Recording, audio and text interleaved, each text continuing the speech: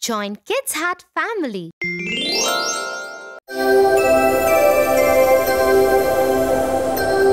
Jingle bells, I love Christmas and I love Santa. Me too. But Tofu, do you know we call it Christmas because Jesus Christ was born that day? Really? No. But now you tell me. Please tell me a Christmas story. Tell me Jesus Christ's birthday story. Today, I'll tell you the most wonderful story of them all. The birth of Jesus Christ. The Christmas story. About 2,000 years ago, in a small town called Nazareth, there was a little house where lived a young Jewish girl named Mary. She was not married, but she was going to be real soon, to a good man named Joseph. Well, one day, something amazing happened.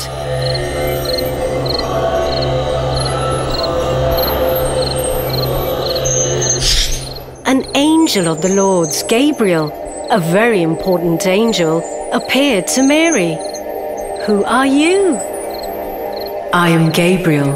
Don't be afraid, Mary. You have found favor with God. He loves you very much. God has sent me here to tell you that soon you'll have a son. Huh? Me? A son? Yes, a son. He will be called Jesus. He will be great and will be called the Son of God.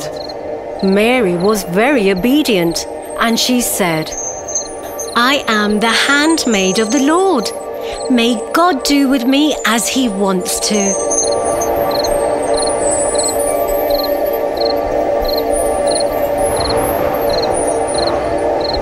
Mary wanted to do just as God told her to do.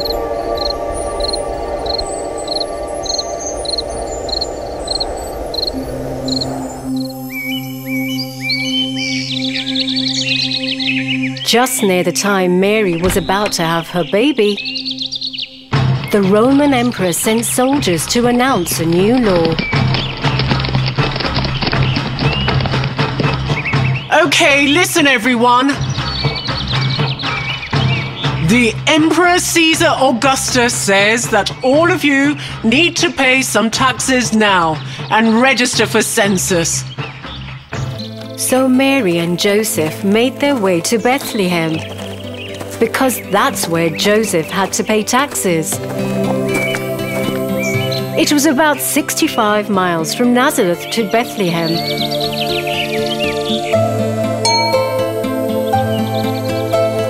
And the trip took many, many days.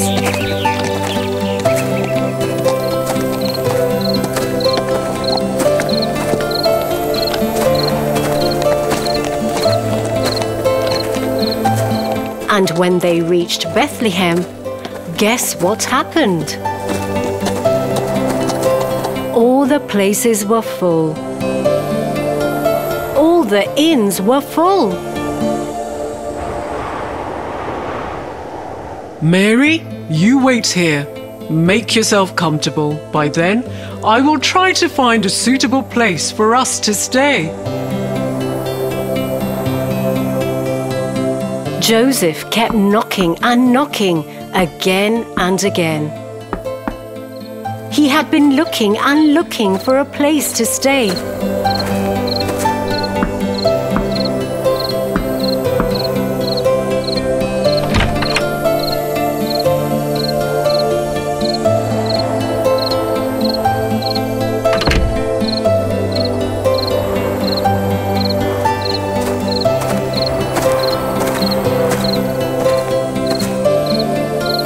And Mary was about to have a baby.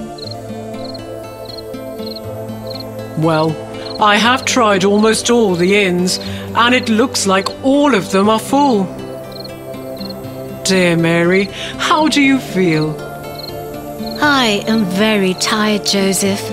But please don't worry. I am sure God will provide a place for us. Poor Joseph and Mary were so tired and didn't know what to do. Oh God, tell me what to do. Help me. I have no idea, no clue. It's sad that Mary and Joseph had no place to stay, no place to go. A place no one would have expected the Son of God to be born in. It wasn't a palace, not some castle, not in a fancy building either. God's Son was born in a humble small stable.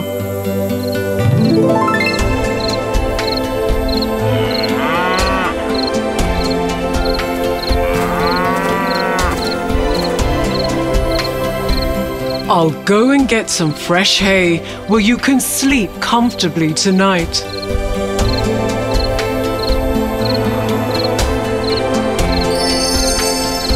That night, Jesus was born.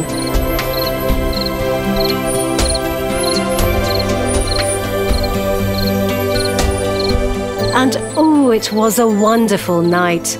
Big stars shining in the sky. There was no crib, so they laid baby Jesus in a manger. It was full of fresh hay and made it a little comfortable for the baby.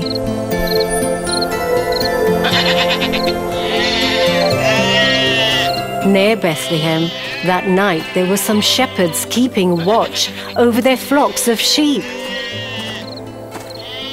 When suddenly an angel appeared to them.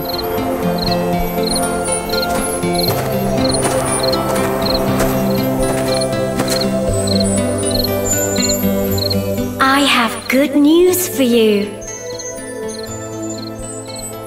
There is a Savior who has been born. What? Really? What Saviour? Can we see him? Where is he? The angel told them where to find him. The shepherds were so excited and happy.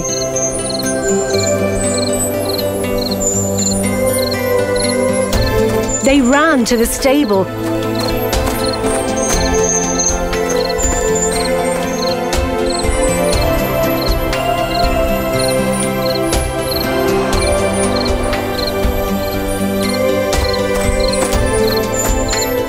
and found Jesus there, just as the angel had told them. After they had seen Jesus, they spread the news, and everyone who heard was in wonder.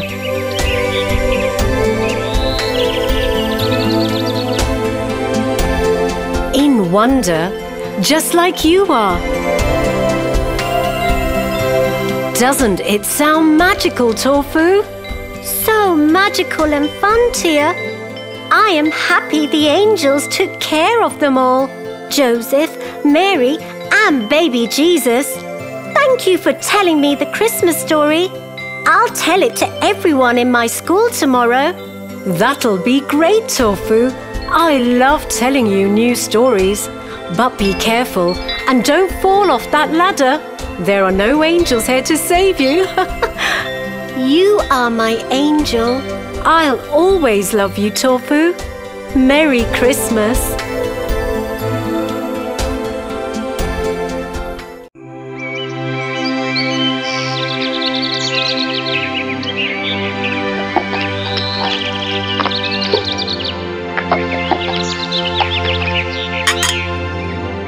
Tofu, please finish your breakfast first.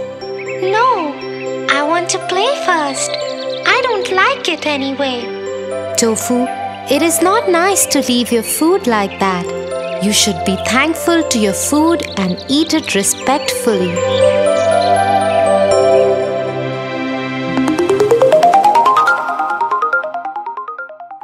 The first Thanksgiving.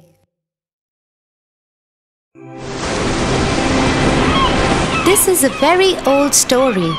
It is from the year 1620, when a group of pilgrims came from Europe in a ship called the Mayflower to the east coast of United States.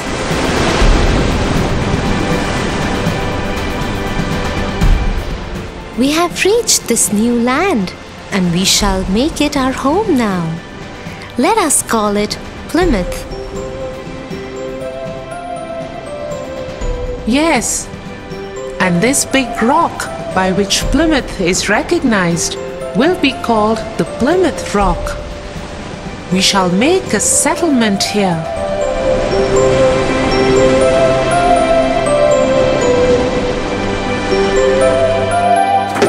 And so the pilgrims got busy trying to make a settlement in their new home. But they had arrived in the peak of winter with little resources and no food. Oh, this is such a difficult winter. We have almost no food. The men go and catch whatever fish they can find in the freezing lakes, but it is not always enough. Yes, and a sickness has taken over our people. We have lost so many strong men and women already.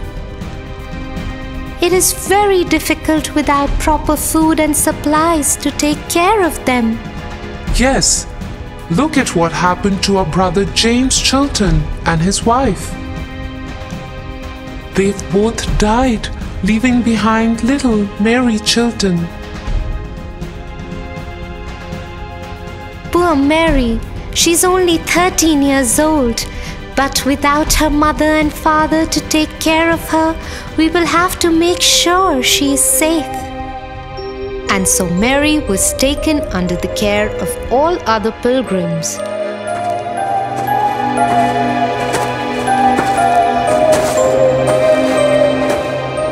But it was a hard sickness, and people died from extreme cold, lack of food, and the sickness that had come over their settlement.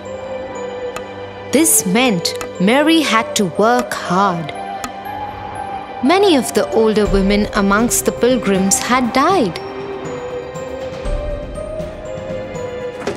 and the remaining work had to be shared by everyone. Mary took care of cooking and laundry for the men and boys whose wives or mothers had died.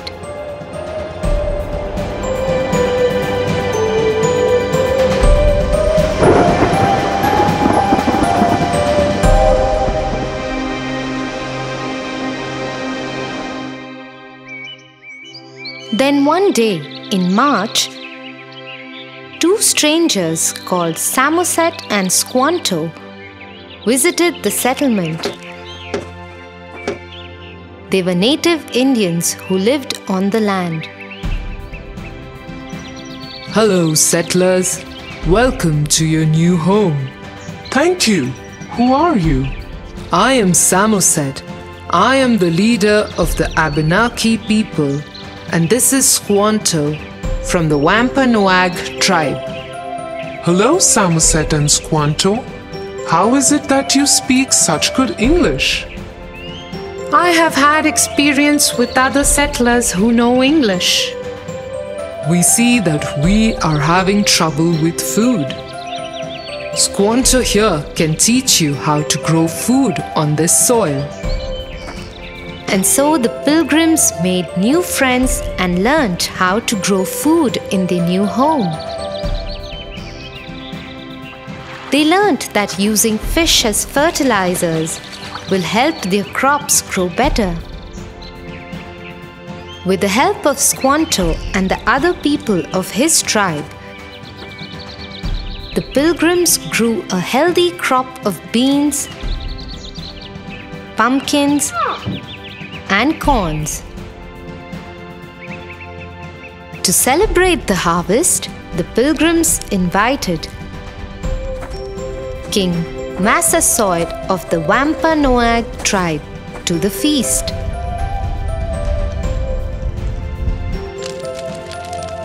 King Massasoit's men helped the settlers hunt for the feast. And large feast of corn, roasted meat, pie, fruits was laid. The pilgrims dedicated this day to getting together with friends and family and thanking God for the abundance of good food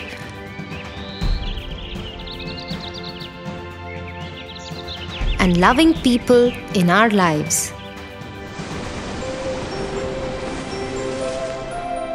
I get it now, Tia. We should be thankful for the abundance of food we have. I shall respectfully eat whatever is served to me. That is so wonderful, Tofu. I am proud of you.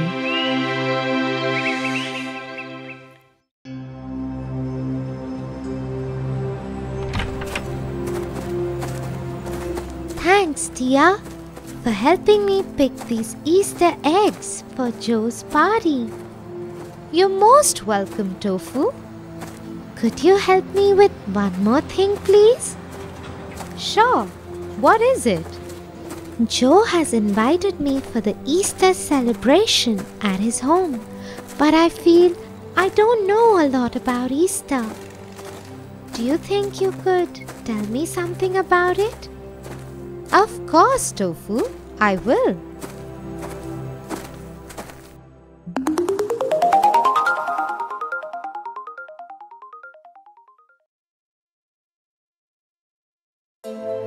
Easter is the celebration of the resurrection of Jesus Christ after his crucifixion.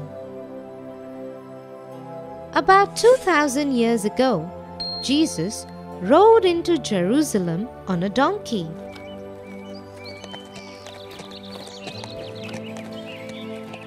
There, he started preaching the people the right and the wrong they were doing. He performed many miracles too. He fed many people on just a little bit of food. He healed the sick and even brought back the dead to life. He was loved and followed by many people.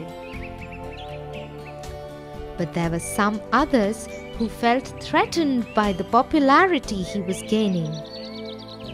These people got together with Judas Iscariot, a disciple of Jesus who too was jealous of all the love that he was receiving.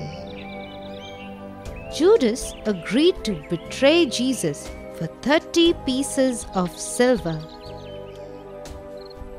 One night, Jesus sat down with his disciples to have a meal.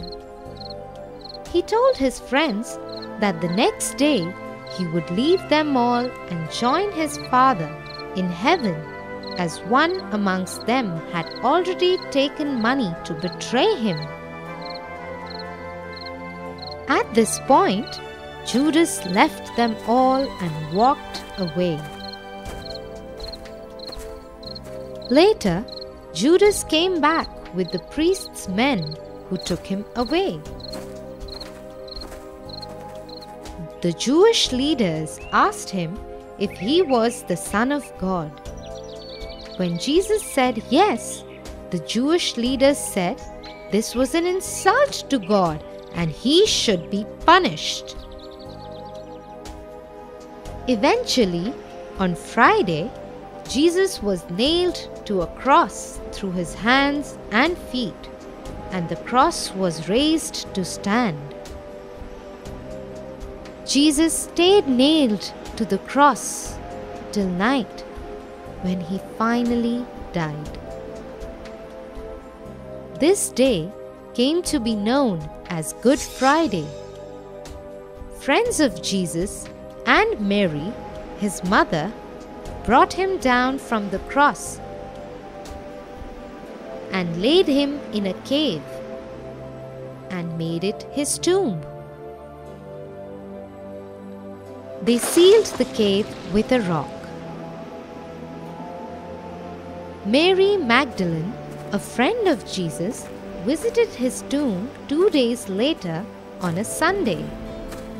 But the tomb was open and Jesus' body was not there. When Jesus' mother found out about it, she broke down crying. A stranger came to her then and told her that her son was now with the Lord. She asked him how he knew this. The man told her that he was Jesus. He had risen from the dead. Mary, overjoyed to know this, she spread the word of Jesus' resurrection on this day came to be celebrated as Easter Sunday. Wow, Tia! Thanks for telling me all this. All I knew about Easter was that Christians consider this as a very sacred day, go to the church and cook good food. Don't forget the Easter eggs, Tofu. Oh yes, there are treasure hunts too, where we look for Easter eggs filled with chocolates and other yummies. Yes, you're right.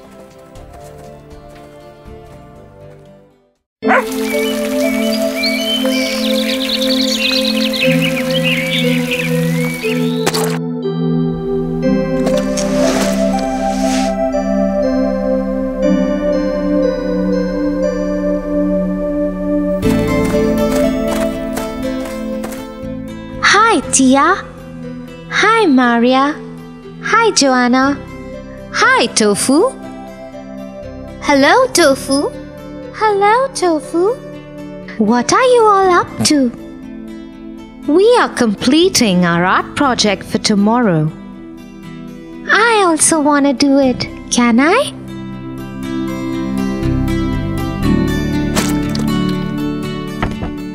Wait, Tofu. Why? All I want to do is add my prints also. I'll follow your pattern. I'm sorry, Tofu, but there's no place on this one. Can I give you another sheet to do this? It's okay if you don't want me to be a part of the fun, Tia.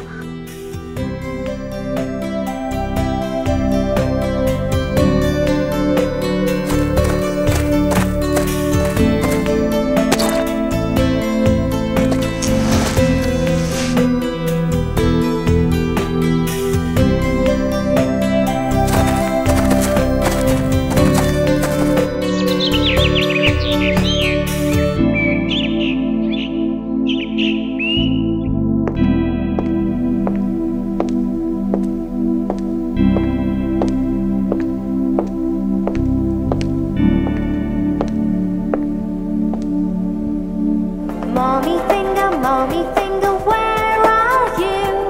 Here I am, how do you do?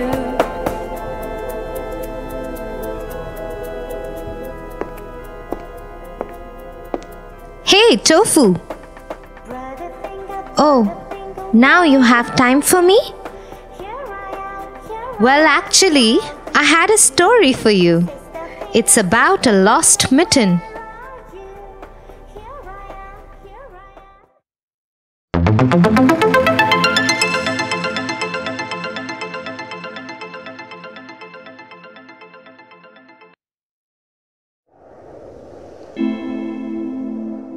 On a cold winter day, when the entire forest was covered in a white blanket of snow, a kind mole came upon a warm mitten.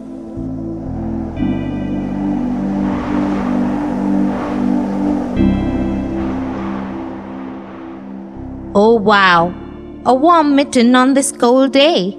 I'll live in it and make it my home for the winters.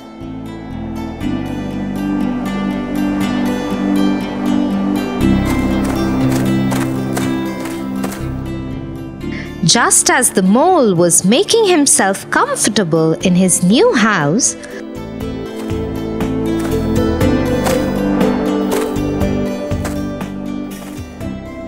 a little frog showed up at its mouth and called out to the mole. Hello, Mr. Mole. Oh, hi there, frog. How can I help you? It's very cold out here today. My feet are freezing in the snow. Can I share your mitten with you?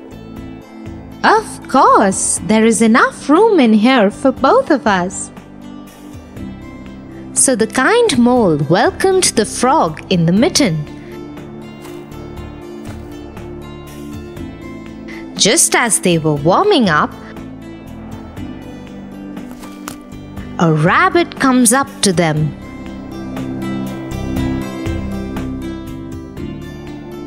Hello, friends. It is really cold out here. My tail is freezing. Please give me some space in the mitten. Of course. Come in, come in. The rabbit was very happy for the generosity, and he got into the mitten with the mole and the frog.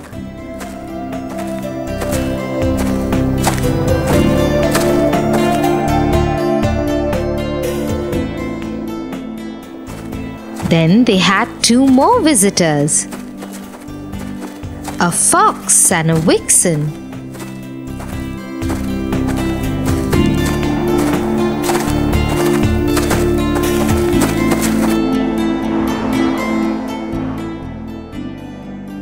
It's so cold today. My snout is freezing. I feel like I am breathing ice. Can we please get some shelter in the mitten? We're already 3 in here. It'll be a little tight, but sure, come in. We will manage somehow. Thankful, the fox and the vixen squeezed themselves into the mitten. But there was just no space for anyone to move. Sometimes the rabbit would step on the frog's foot, and sometimes the mole stepped on the fox's tail. As they all struggled, a bear came along.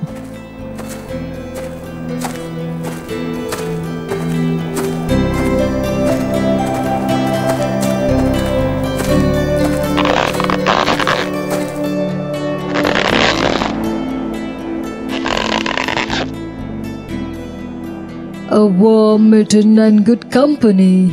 Just what I need on this gloomy, cold day. Make room for me, friends. I'm gonna come in too. Oh no! But there's no place in here.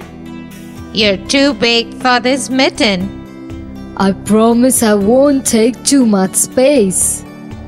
No. But the bear didn't listen to them and made it into the already crowded mitten.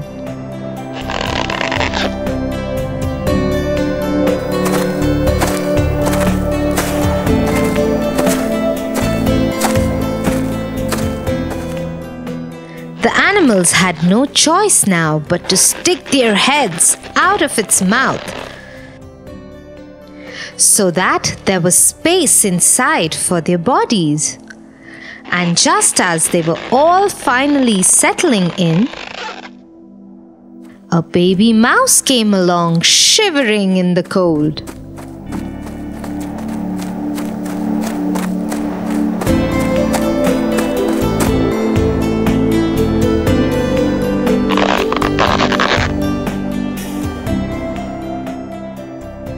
Everyone, you all look so warm in there. It's so cold here. Look at my tiny tail. It has frozen itself blue. Please let me also come in. Sorry, little mouse, but this mitten is completely packed. Even though you are so tiny, there is just no room for you here. Oh, but I see some place. It's all that I need.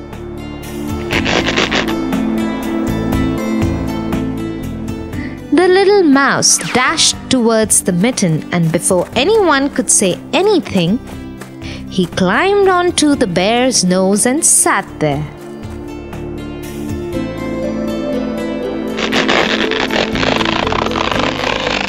But his cold tail hung there and irritated the bear's nose. He was about to sneeze. Achoo! The bear couldn't hold his sneeze, and with a loud sound, he sneezed so hard that the mitten went flying up, up, and up in the air, and all the animals got thrown out of it into the cold snow once again.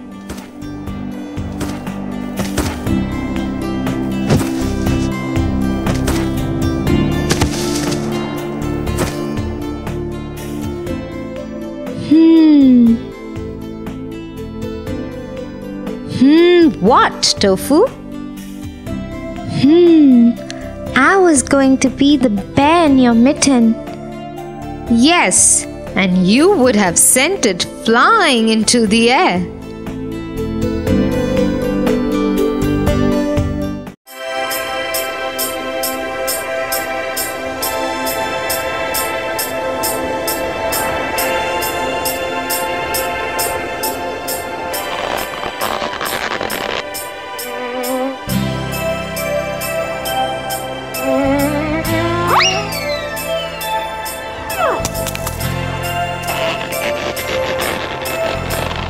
Tofu, stop throwing snowballs at me! Stop! But that's how I play with snow. I love making snowballs. Tofu, it's 5 days to Christmas. Come, I'll help you make a snowman. No, we made a snowman last Christmas also. Harry will be upset then, Tofu. Don't you want Harry the snowman to be happy? Harry? The snowman? Who is he? I'll tell you Harry's story if you help me make a big, lovely snowman. Okay, Tia.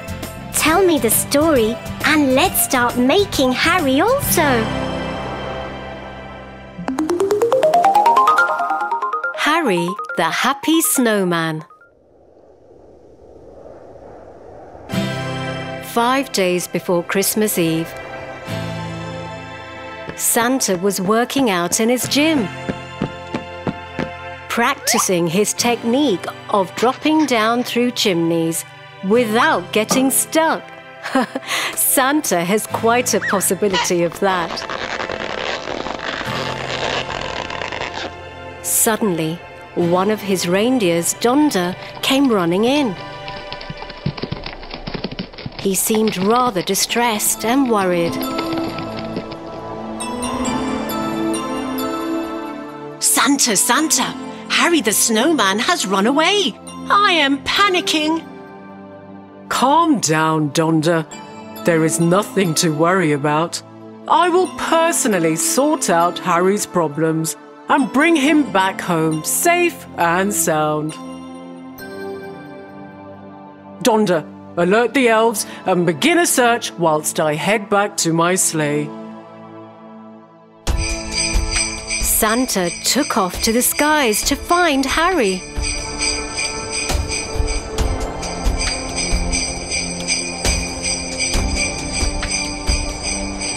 One place, as he looked down, he saw Harry alone in the snow, heading away from Santa's village.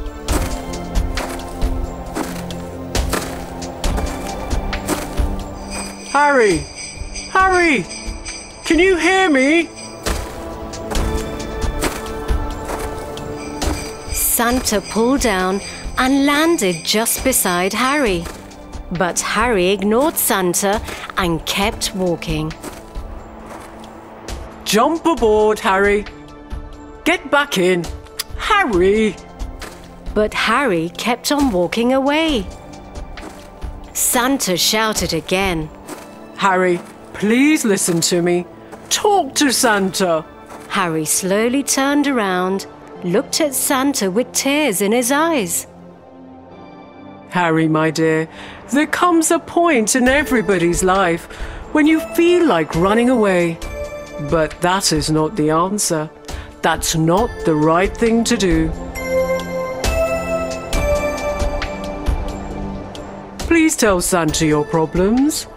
Harry looked at Santa and broke down. Oh, no one ever listens to me. No one has time for me. Why me? I am just a stupid, worthless snowman. Nobody loves me.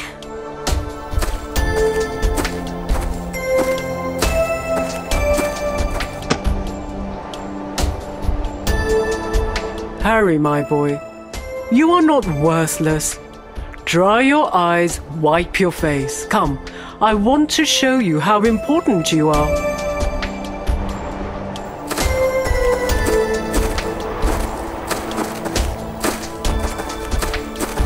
Jump aboard, Harry. Ho, ho, ho.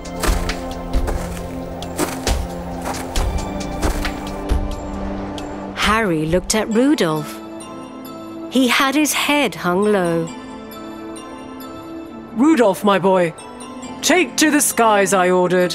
Let's prove to Harry how important he really is. And off we go. Ho, ho, ho.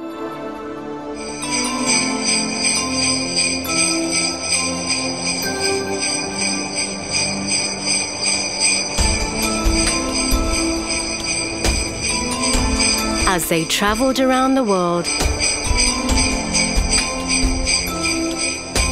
Santa showed Harry millions of snowmen, all built by children having fun with the help of their family and friends. Look, Harry, building snowmen bring people together. Harry, imagine a Christmas without a snowman. It'll be incomplete. No fun. Imagine our family without you. Rudolph, take us home. I command. Let's go. While the mood changed in the sleigh and everybody was happy, they approached the North Pole. Look, Harry. They looked down from the sleigh and could see written in the snow in huge letters, "Welcome home, Harry. We love you."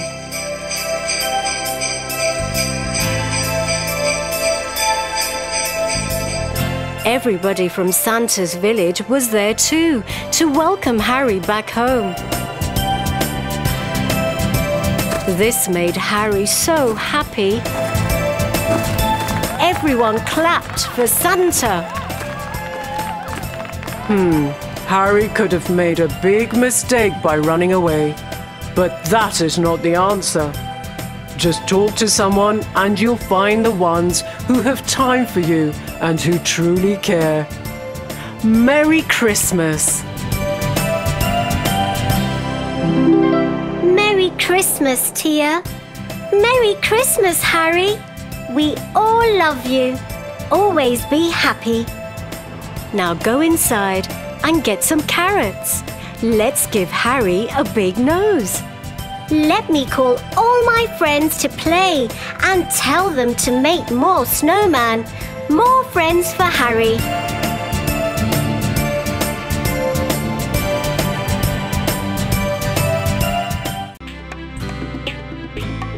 For your favorite rhymes, stories and more, join Kids Heart family. Subscribe here.